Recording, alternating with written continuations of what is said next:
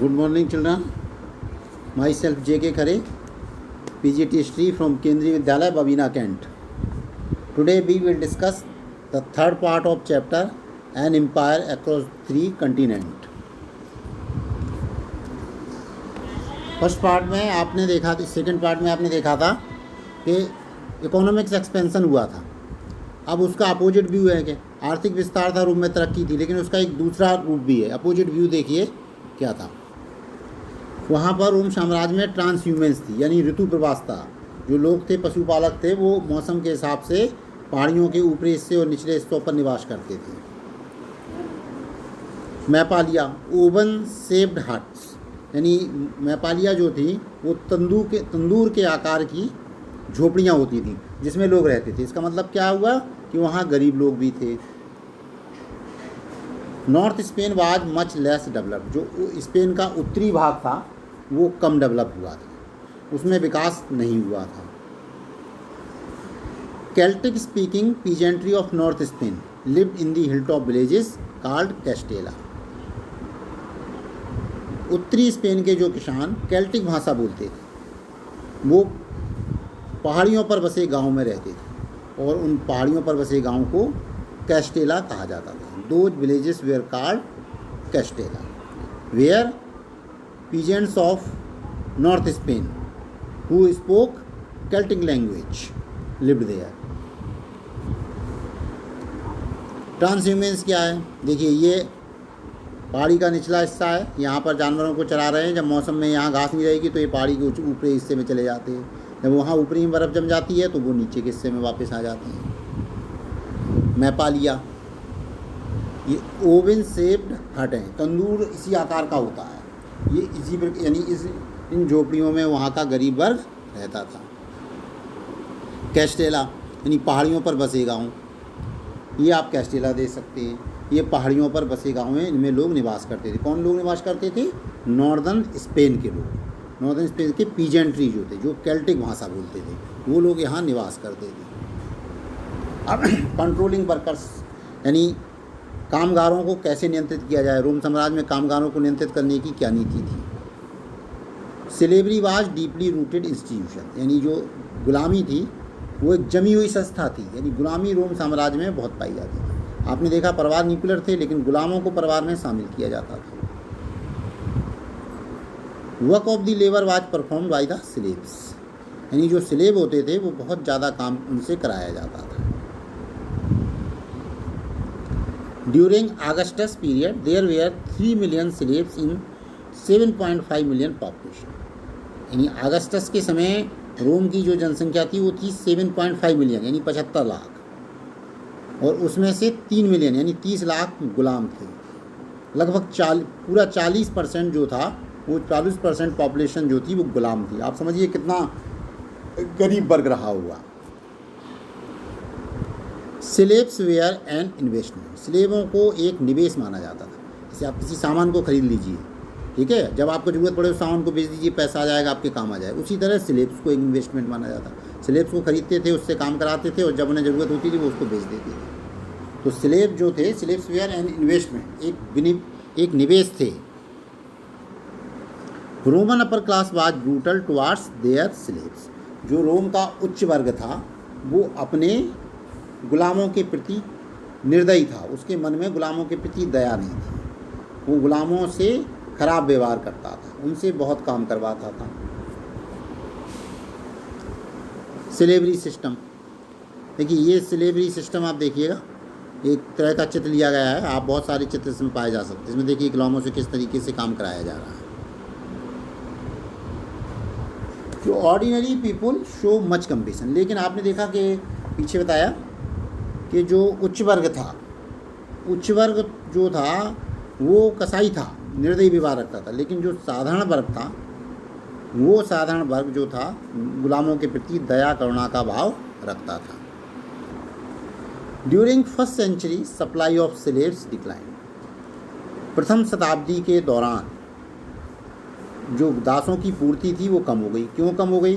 क्योंकि आपने पढ़ा कि ऑगस्टस का काल जो था वो शांति का काल था, प्रिंसिपेट कहलाता है. युद्ध नहीं हुए तो बाहरी देशों पर कब्जा नहीं किया तो वहाँ के लोगों को गुलाम नहीं बनाया गया.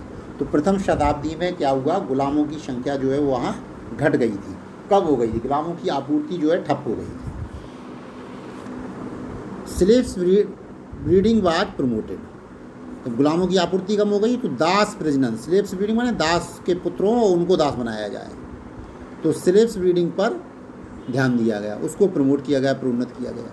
कहा गया कि दासों के बच्चे जो पैदा हों उनको दास बना दिया जाए, इस बात पर जोर दिया गया वहाँ।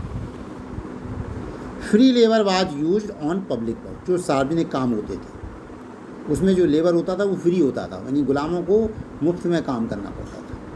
फ्री लेबर का उपयोग जो है वो सार्वजनिक कामों में किया जाता था। Master gave their slaves capital to run business. कभी कभी कैसा होता था कि जो स्वामी होते थे, जो मालिक होते थे, वो अपने गुलामों को कुछ पैसा देते थे कि जाकर वो उनसे रोज़गार कर सकें, बिजनेस चला सकें, छोटा मोटा धंधा कर सकें, क्योंकि गुलाम जो उन्हीं के घर में रहते थे उनके ऊपर बोझ थे। जब काम नहीं होता था तो उन्हें थोड़ा सा पैसा दे देते थे कि जाकर वो अपना धंधा कर लें। ये भी ऐसा भी पाया गया है रोम साम्राज्य में। अब एक कालू मेल्ला जो राइटर थे उनके बारे में देखिएगा। कालू मेल्ला जो थे वो 1st सेंचुरी राइटर थे, यानी प्रथम शताब्दी के लेखक थे। एक कालू मेल्ला recommended a reserve of stock of implements and tools. इन्होंने कहा है कि किसानों को, बड़े जमींदारों को हथियार और औजार इनका एक रिजर्व भंडार रखना चाहिए ताकि काम कराया जा सके। कंट्रोलिंग वर्कर्स में आता है, क्योंकि देखिए जैसे आपके पास एक हल है, वो ख़राब हो गया तो जो वर्कर्स काम कर रहे हैं वो काम नहीं करेंगे, तो उन्होंने कहा इसका आप एक भंडार रखिए ऑलरेडी, अगर एक ख़राब हो गया दूसरा दीजिए, काम चालू रखिएगा और तब तक पहला सुधर के आ जाएगा। तो कहते हैं रिजर्व रहना चाहिए आपके पास, रिजर्व स्टॉक होना चाहिए, उसका रिकमेंडेशन उन्होंने किया था, अनुमोदन किया था।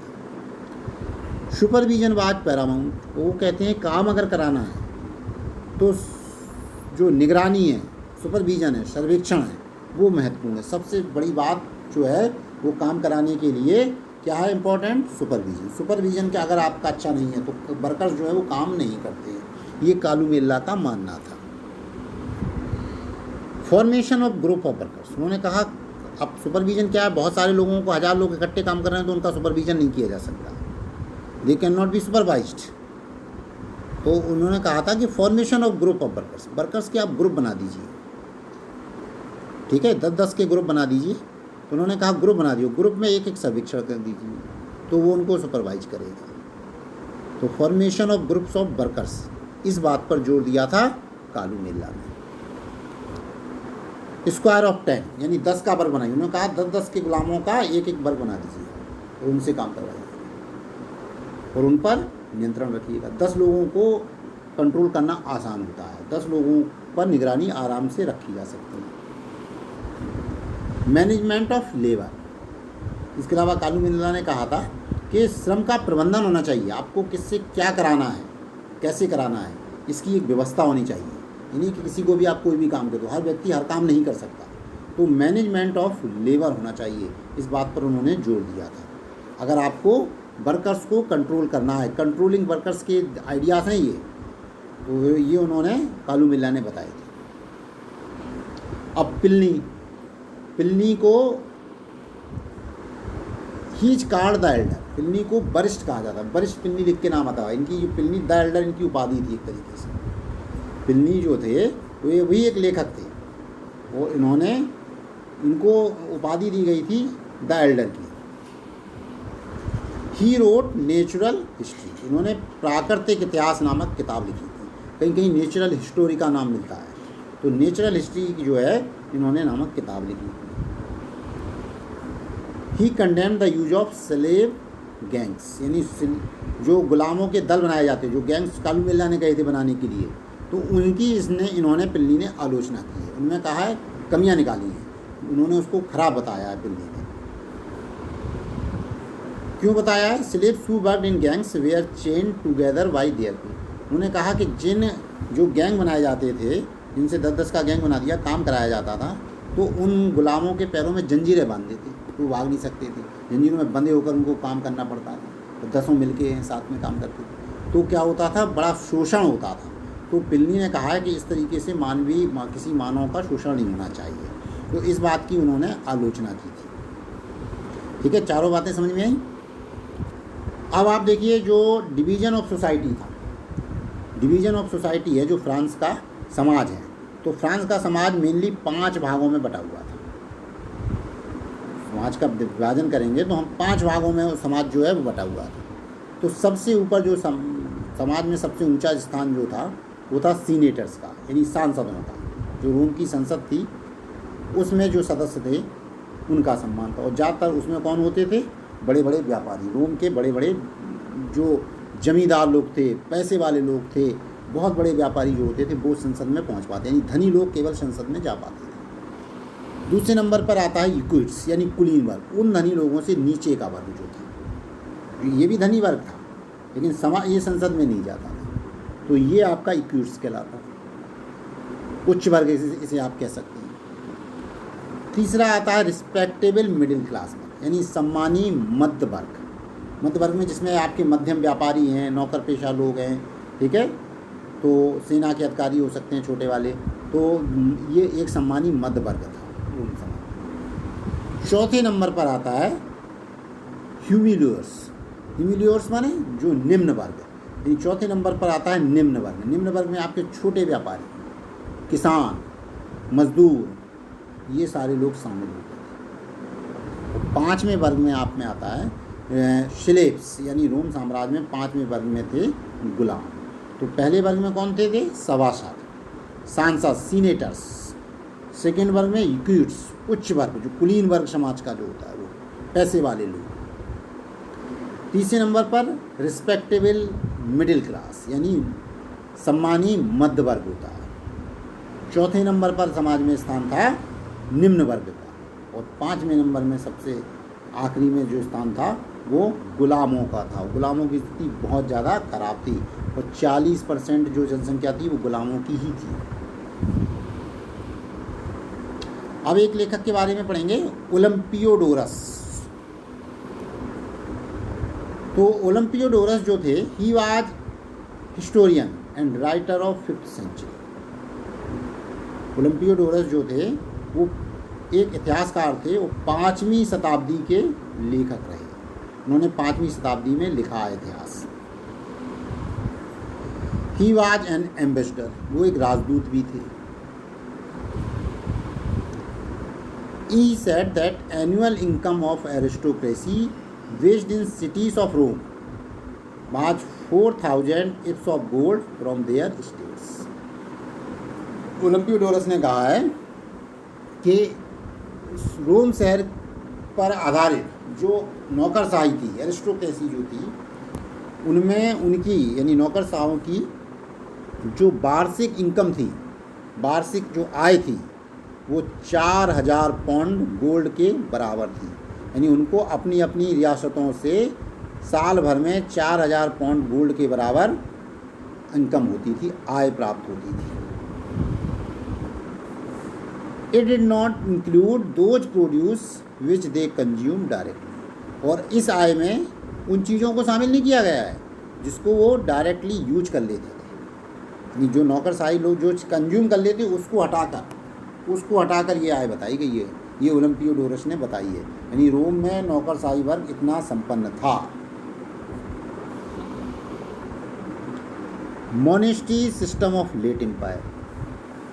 अब आप देखिए जो परवर्ती काल था, एक पूर्ववर्ती है, एक परवर्ती। अर्ली एम्पायर कब से रहा? आरंभ से लेकर 30वीं शताब्दी था, और 30वीं शताब्दी के बाद जो है वो आपका लेट एम्पायर कहलाता है, परवर्ती काल कहलाता है। तो उस परवर्ती काल में रोम साम्राज्य का मॉनेटरी सिस्टम क्या था? It broke down with silver based currencies. Rome में चांदी पर आधारित करेंसी चलती थी, चांदी के सिक्के चलते थे। रोम में जो चांदी का सिक्का चलता था उसको दिनारियस कहते थे। तो चांदी पर आधारित करेंसी थी, लेकिन ये क्या हुई? ब्रोक डाउन, ख़त्म हो गई, ठप हो गई। क्यों ख़त्म हो गई? उसका कारण देखिए। The Spanish silver mines were exhausted. जो स्पेन में चांदी की खानें थीं वो खानें समाप्त हो गई, यानी उन खानों में अब चांदी निकलना बंद हो गया। स्पेन की खानों से निकलने वाली चांदी से ही रोम साम्राज्य में चांदी के सिक्के डाले जाते थे। अब वो खानों से चांदी मिलना बंद हुई तो रोम साम्राज्य को में चांदी के सिक्के ढलना बंद हुए। The government did not have sufficient silver for silver coins. सरकार के पास पर्याप्त चांदी नहीं थी तो वो सिक्के बना सके।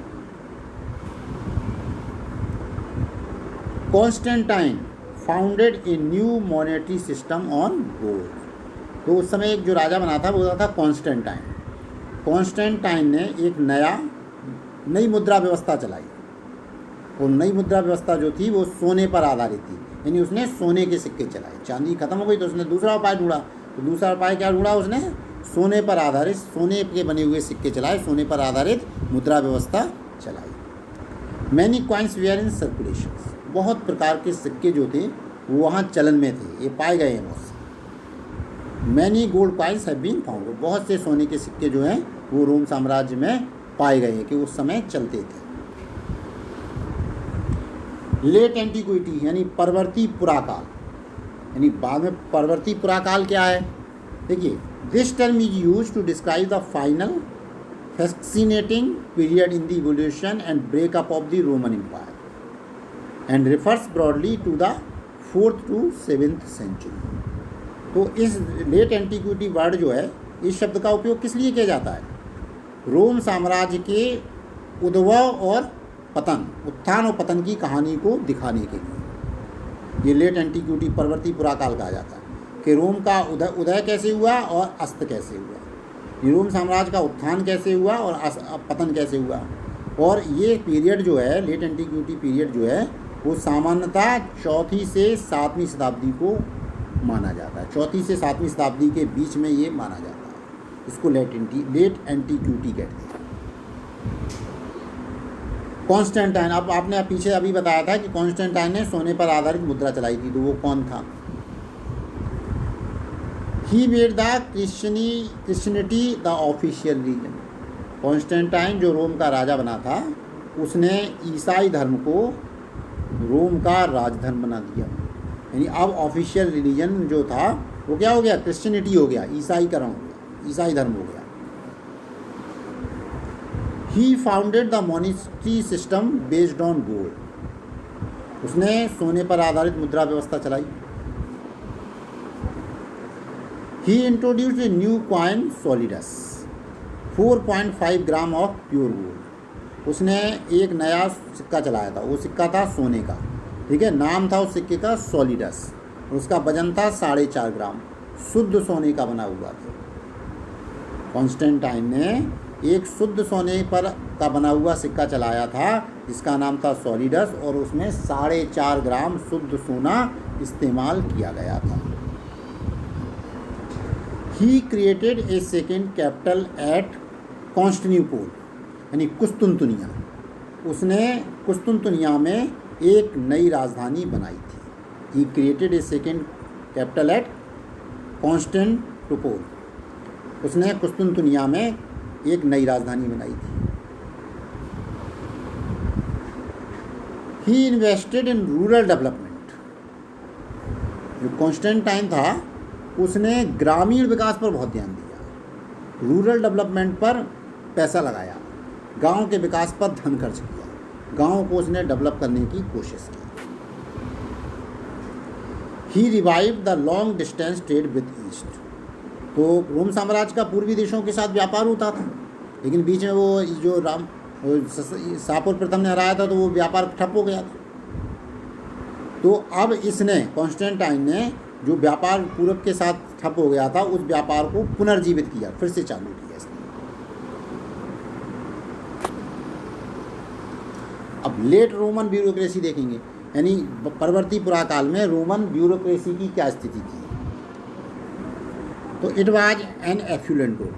ये एक बड़ा समृद्ध ग्रुप था, संपन्न ग्रुप था, यानी समूह जो था वो पैसे वाला था ब्यूरोक्रेसी में। It due the bulk of its salary in gold. इसको जो तनख्वाह मिलती थी वो ज़्यादातर सोने में मिलती थी। पीछे भी आपके आया है कि 4000 पाउंड जो इनकम होती थी उनकी 4000 पाउंड गोल्ड के बराबर होती थी। It invested much of its salary in buying lands. अब आपने देखा कि वो जो कंज्यूम कर लेते थे उसके अलावा इनको 4000 पाउंड की होती थी, तो ये लोग क्या करते थे, जो इनकी इनकम होती थी उस इनकम से ये लोग अपनी ज़मीनें खरीद लेते थे। उसमें पैसा लगा देते, इन्वेस्ट कर लेते थे सैलरी का ज़्यादातर भाग। There was much corruption in judiciary and army, लेकिन रोम में ब्यूरोक्रेसी में वो क्या प्रॉब्लम थी कि वहाँ जो न्यायपालिका थी, जो सेना थी, उसमें भ्रष्टाचार था। ये एक बहुत बड़ी समस्या थी। ज़्यादातर देशों की न्यायपालिका और आर्मी जो होती है वो करप्शन फ्री होती है। आप जितने केस कहीं भी दुनिया में सुनेंगे तो बहुत कम भ्रष्टाचार के मामले जो हैं आर्मी और जुडिशरी में पाए जाते हैं, एक आध दुख के मामले छोड़ दें, लेकिन वहाँ की आर्मी जुडिशरी जो वहाँ पर भ्रष्टाचार पाया जाता था। गवर्नमेंट इंटरवेंट टू स्टॉप करप्शन, मतलब इतनी ज़्यादा भ्रष्टाचार था कि सरकार को हस्तक्षेप करना पड़ता था। नहीं तो सेना के मामले में और न्यायपालिका के मामले में सरकारें हस्तक्षेप नहीं करती हैं, लेकिन वहाँ सरकारों को हस्तक्षेप करना पड़ता था, उसमें दखल देनी पड़ती थी। Dissent was really tolerated in the empire, जो साम्राज्य था उसमें असहमति को बर्दाश्त नहीं किया जाता था, यानी जैसे विरोध बर्दाश्त नहीं होता था साम्राज्य में। Civil rights we are protected by law, जो नागरिक कानून थे, जो सिविल राइट्स थे, वो कानून के द्वारा उनको सुरक्षा दी जाती थी। सिविल राइट्स लोगों के कानून संरक्षित करता था, बचाता था लोगों का। किसी को कोई कानून का उसके अधिकार का उल्लंघन हो रहा है, सिविल राइट का, नागरिक अधिकार का उल्लंघन हो रहा है, तो वो कानून की शरण में जा सकता था। अब डाइक्लोशियन, ये एक राजा था, इसका देखिए। He abandoned those areas which were of no values, Rome साम्राज्य बहुत बड़ा था, तो डाइक्लोशियन जब राजा बना तो उसने उन क्षेत्रों को छोड़ दिया जो रोम साम्राज्य में महत्वपूर्ण नहीं थे, यानी रोम साम्राज्य को थोड़ा छोटा कर लिया उसने। ही फोर्टिफाइड द फ्रंटियर्स, जितनी सीमा रोम साम्राज्य की थी उसमें उसने क्या कर दिया, फोर्टिफाइड कर दिया, किलेबंदी कर दी वहाँ, ताकि सीमा में कोई घुस ना सके।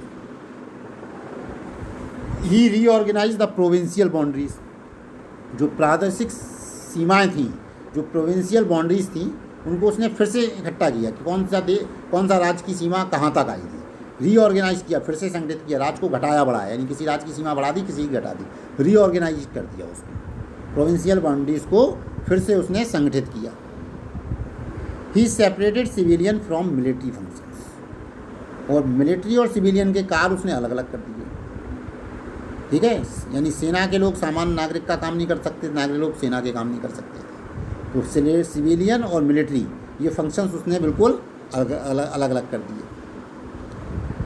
ही granted greater autonomy to the military commanders, और जो सेना के सेना नायक होते थे उसको उसने पर्याप्त आज़ादी दी, स्वतंत्रता दी, स्वायत्तता दी, ऑटोनॉमी दी कि आप अपने हिसाब से काम करिए। आप पूरी स्वतंत्रता नहीं कि सेना कुछ भी कर सके, लेकिन अपने मामले में उसने मिलिट्री के मामलों में अपने सेना नायकों को पर्याप्त आज़ादी दे दी डाइक्लोशियन ने। अब वहाँ का धार्मिक कल्चर देखिए, रोम साम्राज्य में रिलीजियस कल्चर क्या था। पॉलीथिस्ट थे, बहुत सारे देवी देवताओं की, वहाँ बहुदेववाद था, बहुत सारे देवी देवताओं की पूजा की जाती थी। ये वर्ष से बहुत रोमन एंड इटालियन गॉड्स, रोम और इटली दोनों जगह के देवताओं को पूजते थे वहाँ के लोग। 4 देवताओं के नाम आते हैं, जुपिटर, जूनो, मिनर्वा, मार्स, ये 4 नाम आपके पीछे भी बताए मैंने किसी वीडियो में। They worship gods in temples, shrines and sanctuaries, देखिए वो मंदिरों में, मठों में और सेंचुरीज में, ठीक है, उनमें जो है देवी देवताओं की पूजा की जाती थी। Polytheist had no common name, जो बहुदेववादी थे उनका कोई सामान्य नाम नहीं था, ठीक है, उनका, क्योंकि बहुदेववादी हैं, कई देवताओं को पूजते थे, तो उनका कोई सामान्य नाम नहीं था। अदर रिलीजन वाज जुडाइज्म, यानी यहूदी धर्म भी वहाँ पाया जाता था, यहूदी विचारधारा भी वहाँ थी। The Christianization of empire in the 4th and 5th century was a gradual and complex process. 4वीं और 5वीं शताब्दी में रोम साम्राज्य का ईसाईकरण हुआ। 4वीं और 5वीं शताब्दी में रोम साम्राज्य का ईसाईकरण हुआ, तो वो ईसाईकरण जो था वो एक धीमी और जटिल प्रक्रिया थी, यानी ईसाई बनाना आसान नहीं था, लेकिन 4वीं और 5वीं शताब्दी में ऐसा हुआ क्योंकि कॉन्स्टेंटाइन ने राजधर्म ईसाई धर्म बना दिया था, तो वहाँ ज़्यादातर लोगों को सोचा गया कि ईसाई बनाया जाए। तो ये प्रक्रिया 4वीं और 5वीं शताब्दी में वहाँ चली, लेकिन ये धीमी थी और थोड़ी जटिल प्रक्रिया थी, क्योंकि ऐसा करना आसान नहीं था। The powerful bishops enforced a more rigid set of beliefs and practice, जो शक्तिशाली बिशप होते थे, जो पादरी होते थे, वो उनकी जो क्रियाकलाप थे, जो उनकी प्रैक्टिस थी, जो उनके कार्य थे, जो विश्वास थे, वो बड़े कठोर होते थे। वो लागू करते थे कि ऐसा करना है, इस तरीके के विश्वास जो समाज में लागू करते थे। अब आप जनरल कंडीशंस देखिए जो रोम साम्राज्य की सामान्य स्थिति थी। सामान्य स्थिति के बारे में बात करेंगे। Prosperity was marked in the east, यानी जो संपन्नता है, जो तरक्की है, संपन्नता और तरक्की कहाँ थी? संपन्नता और तरक्की थी पूर्वी क्षेत्र में। जो रोम साम्राज्य का पूर्वी क्षेत्र था, संपन्नता और तरक्की वहीं पाई गई। It was in the west empire was fragmented politically. पश्चिम में आप देखेंगे कि जो साम्राज्य था, पश्चिम में जो साम्राज्य था वो फ्रेगमेंटेड था। फ्रेगमेंटेड माने टुकड़ों में बटा हुआ था। पश्चिम में जो साम्राज्य था वो टुकड़ों में बटा हुआ था। Establishment of post-Roman Empire, Visigoth in Spain, Franks in Gaul and Lombards in Italy। तो बाद में पोस्ट रोमन यानी उत्तर रोमन राज्य स्थापित हुए। तो उत्तर रोमन राज्य में कौन कौन सी स्थापित हुई? स्पेन में विसिगोथों ने राज्य बनाया, गॉल में फ्रैंक लोगों ने राज्य बनाया और इटली में लोम्बार्ड लोगों ने राज्य बनाया। तो ये आपके उत्तरवर्ती रोमन एम्पायर कहलाता है, ये पोस्ट रोमन एम्पायर है। तो ये स्थापित हुए थे वहाँ। स्पेन में विसिगोथ बन गए, विसिगोथों ने राज्य बना लिया। गॉल जो कि फ्रांस का हिस्सा है, वहाँ फ्रेंच लोगों ने राज्य बना लिया। गॉल जो है फ्रांस का ही नाम एक तरीके का। और इटली जो है वहाँ पर लोम्बार्डों ने राज्य बना लिया। तो ये नए जो है रोमन एम्पायर बन गए थे। The rain of Justinian is the high water mark of prosperity and imperial ambition.